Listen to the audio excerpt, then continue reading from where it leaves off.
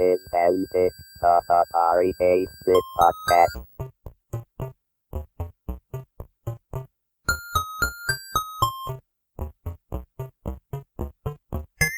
I remember we got like a quarterly royalty check, and it seems to me the first one I got several $100s, I think.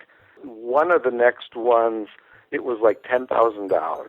And I thought, I was just, I couldn't believe it, because it's, basically just a hobby. This is an interview episode of Antic, the Atari 8-bit podcast. I'm Kevin Savitz.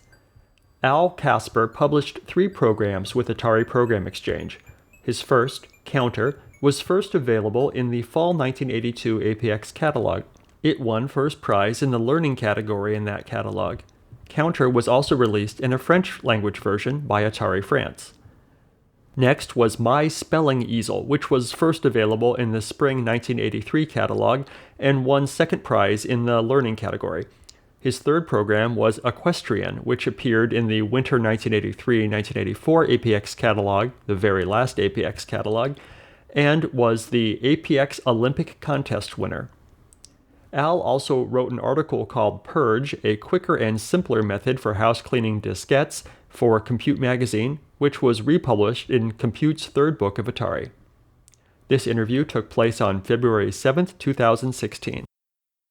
It was a time when my daughters were, I don't even know if my first daughter had been born yet, and it was right about the time Radio Shack had come out with that, I think it was a TRS-80 computer, and I wanted one really bad, and couldn't afford it. I asked for it for Christmas, and I didn't get it, and I used to go down to the Radio Shack, the closest Radio Shack store, and I'd spend a couple hours at a time just playing with the one in the store. Mm-hmm. About how old were you at the time? What? About how old were you at the time?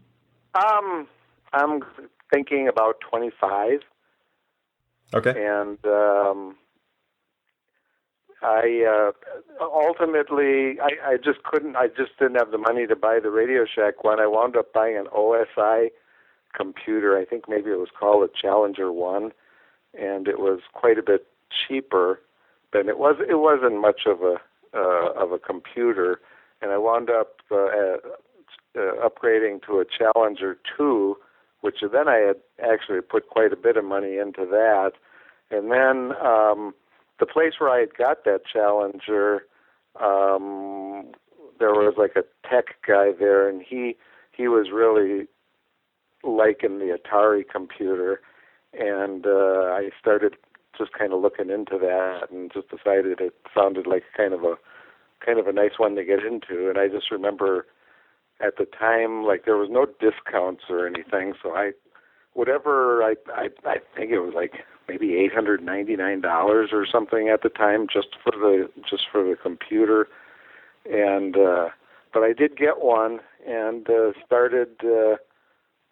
started fiddling around on my own, and never had any kind of training or anything. Mm-hmm. And I remember one of the highlights was when I finally got a floppy disk for it, because prior to that, all I had was the cassette recorder.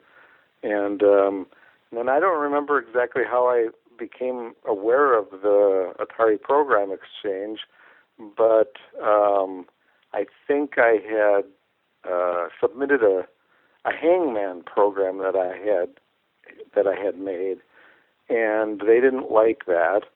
It seems to me like the letter I got back said they wanted to stay away from violence or something, and so anyway. I'll tell you, I interviewed someone who was like the first line reviewer of stuff that was submitted to APX, and he told me everyone submitted Hangman programs, and he was so sick of looking at Hangman programs.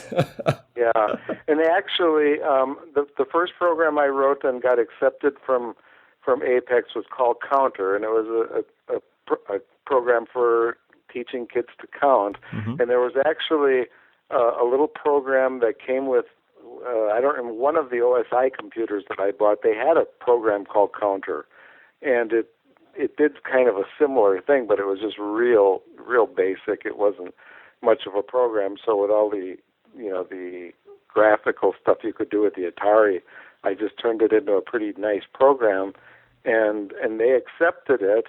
And then the thing that I wasn't expecting was that after they accepted it, then they came back and they gave me this whole big list of stuff they wanted me to change on it. And one of the things was, like, when I originally did it, it was just in English, and they wanted me to turn it into, I believe it was French, German, and Spanish. So I had to do quite a bit of stuff to it, but it was challenging, and it was just enjoyable. And then it wound up winning the contest for that quarter, and so I got to pick out a bunch of neat stuff that it seemed like it took forever for them to finally send it, but it was just exciting. So did you write that counter program? You mentioned you had about that time you had a daughter. Did you write this program for her, or was it? Why'd you create it? Well, kind of. Yeah, I don't really know. I mean, it was just I wanted to. I guess the main thing is I wanted to do something that I thought I could do a good enough job on it and possibly get it accepted at APEX. So it was kind of a combination of things. At the time, my oldest daughter was 3 or 4 at the time, so she was definitely playing with that stuff. And then we had obviously a lot of other Atari programs at the time, and they spent a lot of time using it at the time. But no, it wasn't. It definitely wasn't written just to help her learn to count. No, that was just kind of a side thing to it. Now, the graphics in that game, and really all your games, are adorable. They're really nice. And thank you. Are you an artist, or were you, or how did you do that? No, in fact, I'm really not an artist at all. And when I think back on it, it was you had so little to work with. We were all, or at least I was always trying to make sure that the programs fit into the 16K of memory, because that's all probably 95% of the people had. And when I think of the graphics on computers today, we were looking at basically, I don't know, what would it be like? I mean, we only had like 4 colors to work with, I think. Right, yeah. Depending on what mode you were in. Right. But I remember most of the time I only had like 4 colors, and when I think back on it, it was really, Atari had a really nice product at the time, and you could really do a lot with it. And it was a fun computer to work with. There's no doubt about that. Yeah. I'm sorry, go ahead. When I did the program Equestrian, and I remember there was a video game at the time. I believe it was called Zaxxon or something like that. Yeah. And it had, the graphics would come down diagonally across the screen and give you kind of a three-dimensional, an isomorphic display.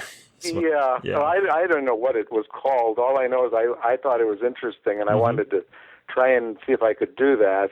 So when I did Equestrian, I kind of stole that idea, and it worked. In Equestrian, I don't remember if I ever got 1 penny of royalty on that program, but it did win me a trip to the Olympics. And that made it all worthwhile. So. Yeah, it's really. I was checking out this morning again, and it's really unusual to kind of see a game working when you're moving on a diagonal. I mean, the horse is sort of going up into the right, and all the graphics are coming at you kind of at an angle. It's just like that must have been tricky to pull off. Yeah, and I remember the first night I was working on that. I think my wife was away. I think I was home by myself. I just stayed up real late, and I kind of got that working. And all I remember was when I was done for the night, and I got up, and like the room was going on a diagonal. It was I had been looking at that thing so much, and it was really bizarre. You skewed your whole world perspective. Pardon me. You skewed your whole world perspective. I think I did, yes. But I remember on that program, I had to write before I could kind of start it. I wrote a little graphic editing program to make all the little elements that I used for that. And I don't really remember. I mean, there was no programs back then to create things like that, at least none that I had or knew about. So I just wrote a little program that, and I don't remember exactly how it worked or anything, but it essentially would kind of save it in the format that I could then plug it into the program. So when I don't remember the last time I actually saw that program work, but I mean it was a little bit realistic, and when you consider what you had available to work with, I thought it was fairly successful. But like I said, I don't think I ever got a penny of royalties because everything was kind of fallen apart by the time that program came around. And I remember it was really kind of up in the air whether the Olympics thing was even going to come off, because there was so much going on at Atari at the time, bad stuff. But the trip did go off, and we had a good time. And I think I was the only one it was only a little group from Atari, maybe, I don't know, 15 people or so. And most of the other ones had like one trip through other divisions of Atari. So I think I was the only one that maybe had anything to do with like the Atari 400 or 800. Huh. The other ones, I don't really know. Never really talked to them about it all. It just didn't seem like they had anything to do with the Atari computer. Huh. But but they did pull off the trip. And so where did you live at the time, and where did you go? Olympics were in L.A. that year, right? Yes. It was so tell me. Yeah, I'm sorry. Tell me everything about it. Well, we lived in Saukville, Wisconsin, actually on a little 5-acre mini farm, and we moved there because my wife had always wanted to have horses. So, and basically I lived there for up until about 4 years ago. We finally moved, and I remember there was I did uncover some Atari stuff in some drawers and things like that at the time we were packing up the move, because we had literally a 35-year accumulation of stuff there. So, but anyway, I've been in Wisconsin all my life, and that was the only time I ever visited California. I think I was out west one other time many years ago. Yeah. But just a Wisconsinite. Huh. Nice. So they flew you out there, and so you were with other Atari people, but not really. And right. So you get to see some events, and we saw because I had done the Equestrian program, they did send us to the Equestrian event. So my wife was really ecstatic about that. And I think we went out to Pasadena to the Rose Bowl to see the U.S. play in a soccer match, and then I think we saw some boxing at the L.A. Sports Arena, which was right next to the Coliseum. So even though we didn't get to go in the Coliseum, we got to see it, and we got to see the Olympic flame and all that kind of stuff. And I think the highlight, as far as events goes, was in Long Beach. We saw the men play U.S. men play a volleyball match, and that was, I think, the most fun of all the things we did there. Wow. So other than that, I think there was one time when the entire group went out to dinner together, and otherwise, we just basically you met at the bus, then you made sure you were on the bus when you were supposed to be, and. But it was something, a trip that I'll never forget, and it was kind of, I guess it was probably kind of the end of the Atari stuff for me. Yeah. I don't know how. I remember we got like a quarterly royalty check, and it seems to me the first one I got, it was several $100s, I think, and then I don't remember for sure, but one of the next ones it was like $10,000, and I thought, wow. I was just I couldn't believe it because it's basically just a hobby, and but I learned real quick that things can change really fast, because I don't remember what the next one was, but I'm sure it was less than $1,000, and then there was maybe only one or two checks after that, and the whole thing was history. I mean, it went really fast. And I think what happened, I remember for a very brief time, like you could buy APX programs at Sears, and I remember seeing them, I think, at Target. And so I think, in that little spurt where I got the really big check, that they must have, put a whole bunch of those things on the shelves in those stores, and then, never again. So Right. That's my guess what happened. I mean, I don't really know. So I suppose you did Equestrian because your wife was into horses, probably your daughter. Yeah, I was at the time, although different type of events. At that time, we were mostly, my wife and I did Western speed riding, which is about as 180 degrees from like the equestrian type riding. And we at that time, neither of us did any of that type of riding, and my daughters were, the oldest one was like about probably 5 at the time, so she had maybe just started riding a little bit. I honestly don't remember why I picked that. Like I said, I was really kind of fascinated with that Zaxxon program, and I kind of maybe just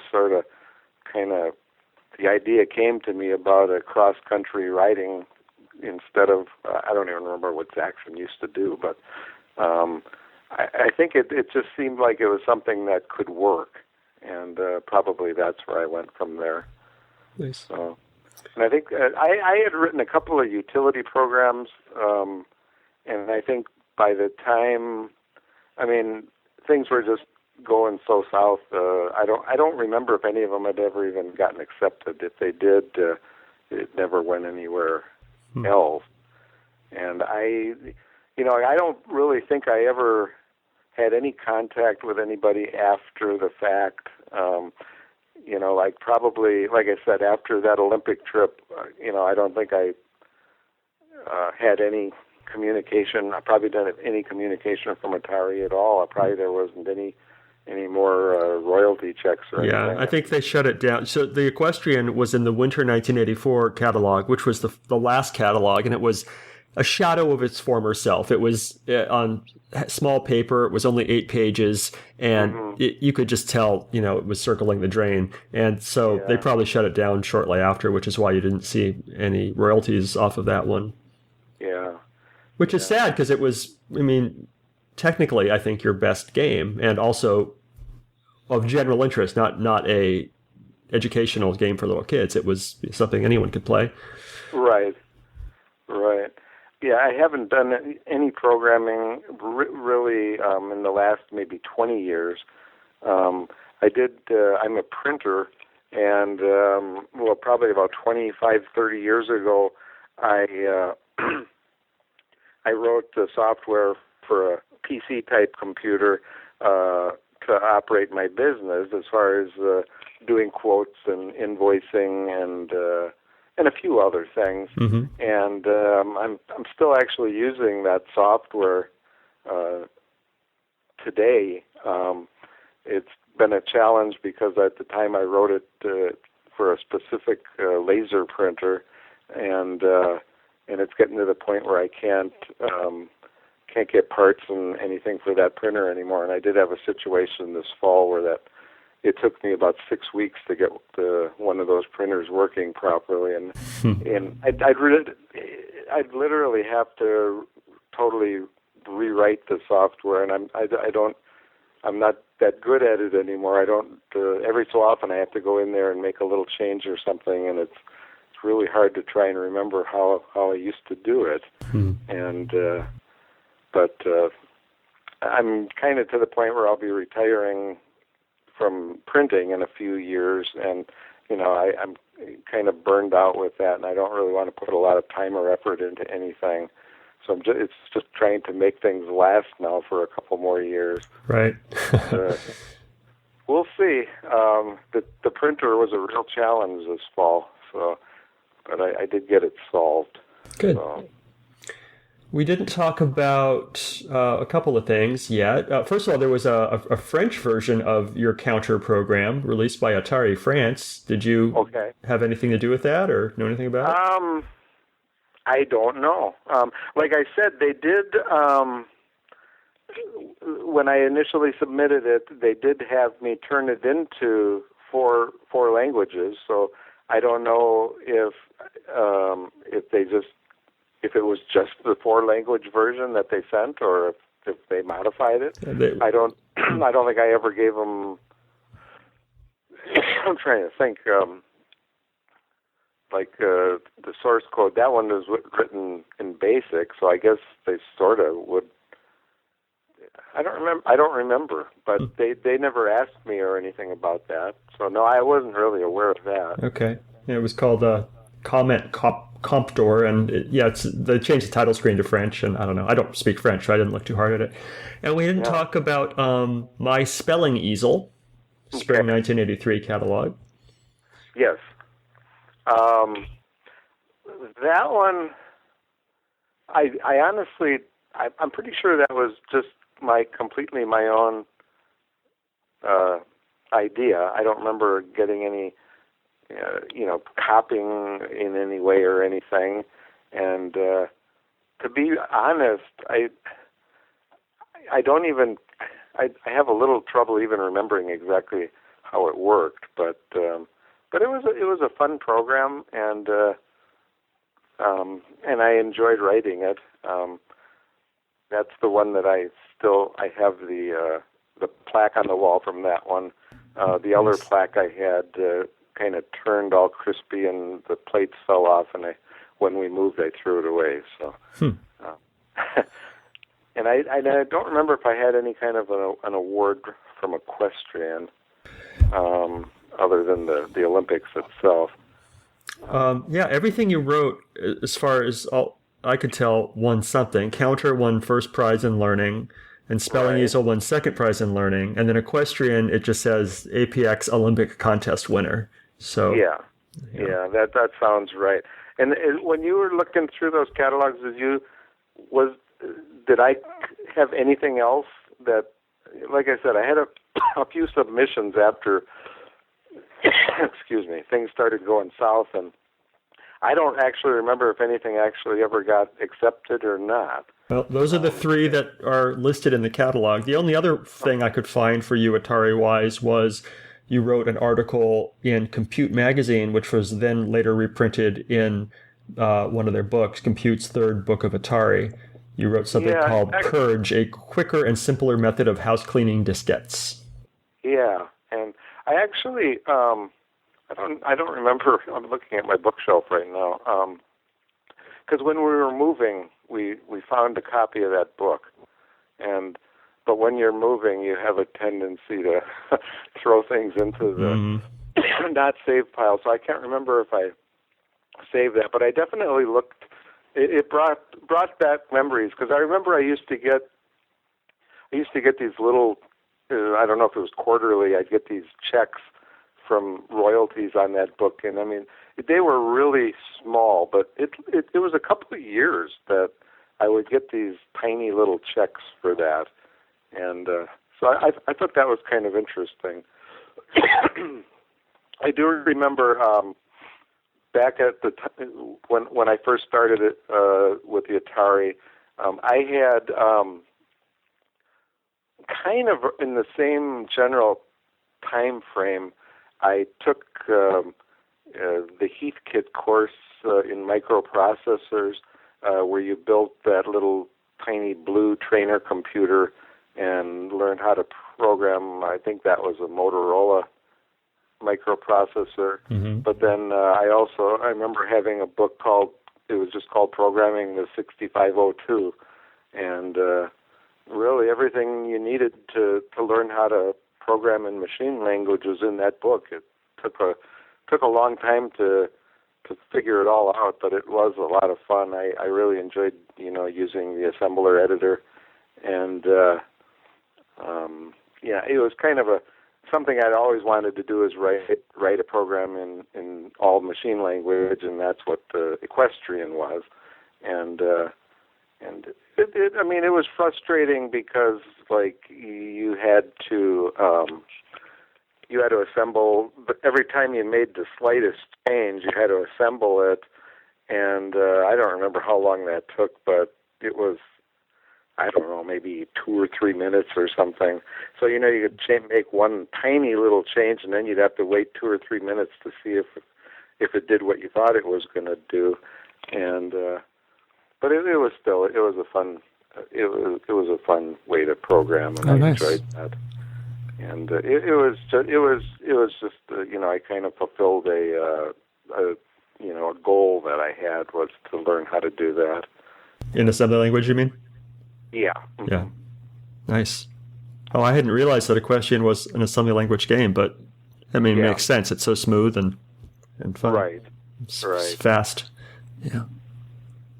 So other than that, I can't. I can't remember how fast, from start to finish, but it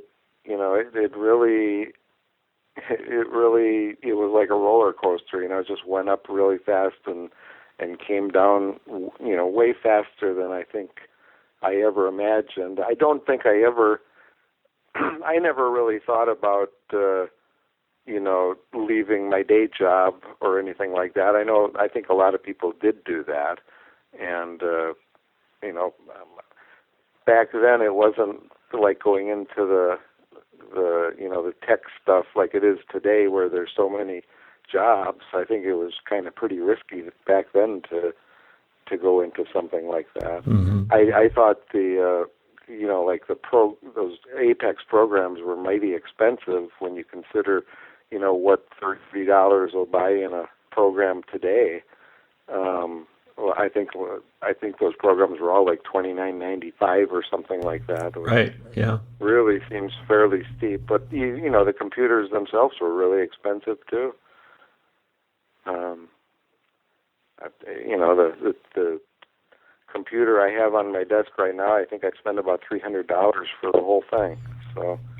Right. And back then you couldn't even buy the floppy disk for that money. Right. Yeah.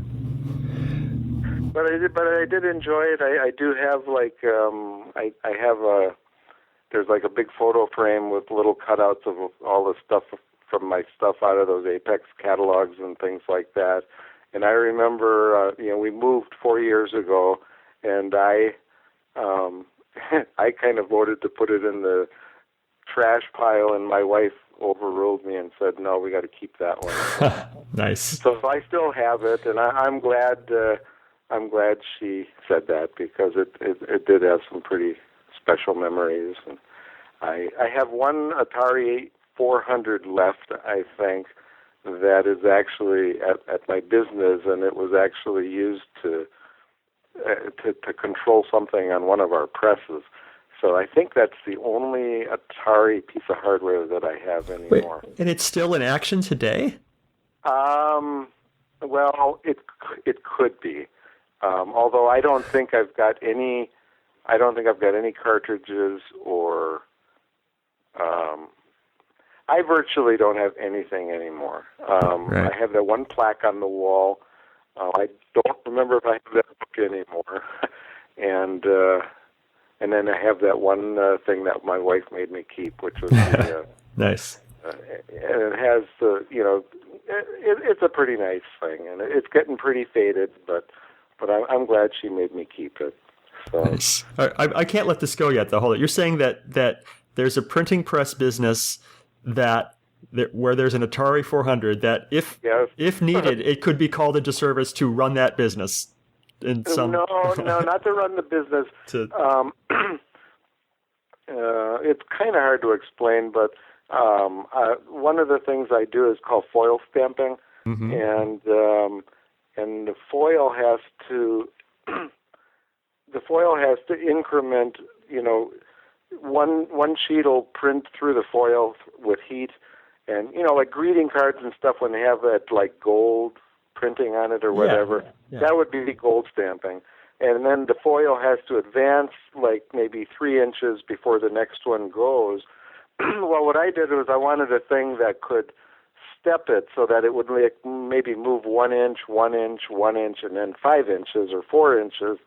So I programmed that on the computer, and then I had some real basic little electronic stuff that I think I programmed out of the joystick ports, I think, if I remember right. And then that controls some mechanical stuff that would pull the foil through it. And it really, the software end of it worked beautifully. The hardware isn't really my I'm not really that good at that. So that part never really worked as good as it should. So it was never a real huge success. And most of the time on that particular machine, you just pull the foil the way the machine can do it without increments.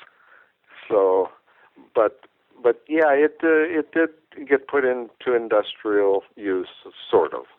Okay, I'll take it. I like it. Yeah.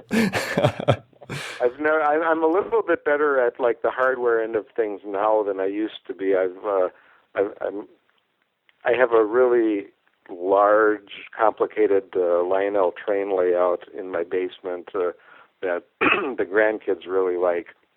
And I don't know if you're familiar with the Parallax basic stamp. It's a little tiny microcomputer, and you program it essentially in BASIC, very similar to like old Atari BASIC, except it's quite a bit more advanced in the amount of different things it can do. But then it's real easy to interface this thing to other circuitry and stuff. So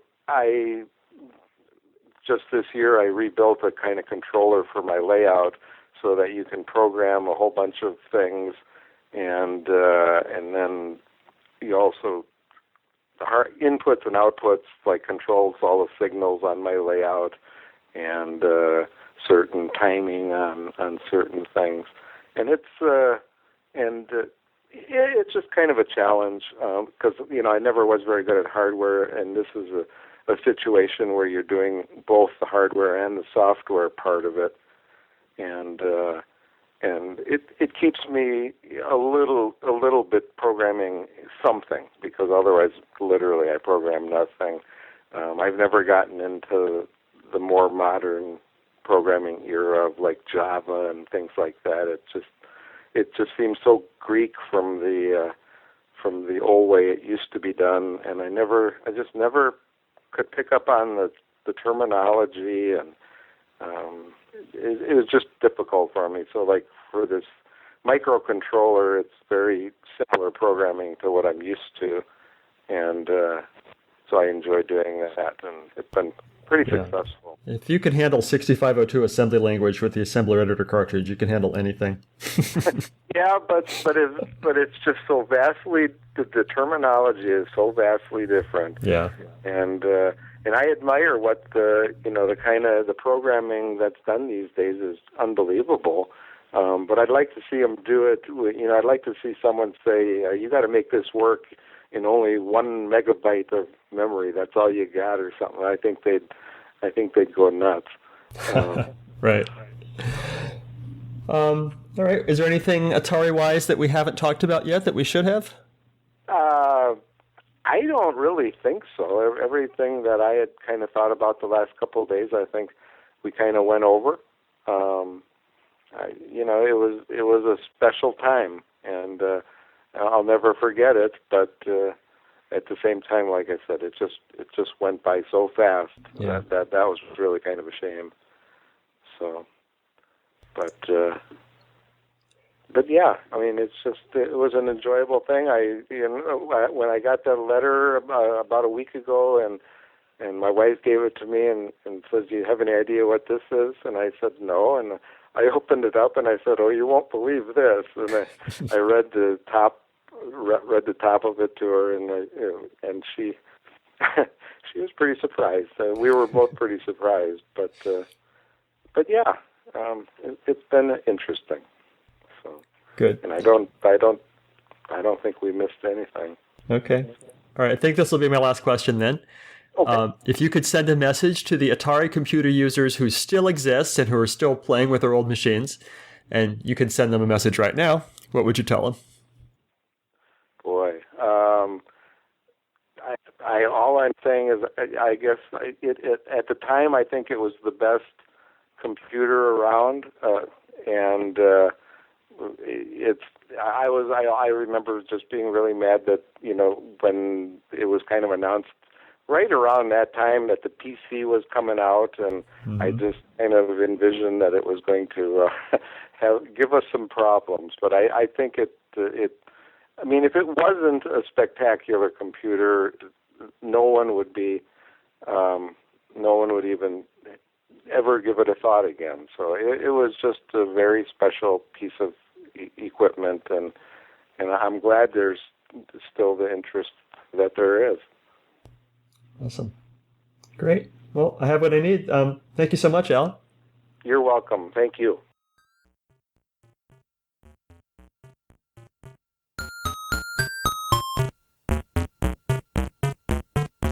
If you enjoyed these interviews and would like to contribute something, I encourage you instead to donate to one of our favorite organizations, the Internet Archive, at archive.org. The Internet Archive is a nonprofit digital library with the stated mission of universal access to all knowledge. They've done incredible things to preserve computer history, including hosting thousands of programs in an in-browser Atari emulator, creating the Wayback Machine, and offering full-page scans of countless Atari computer books and magazines. Make your tax-deductible contribution at archive.org/donate.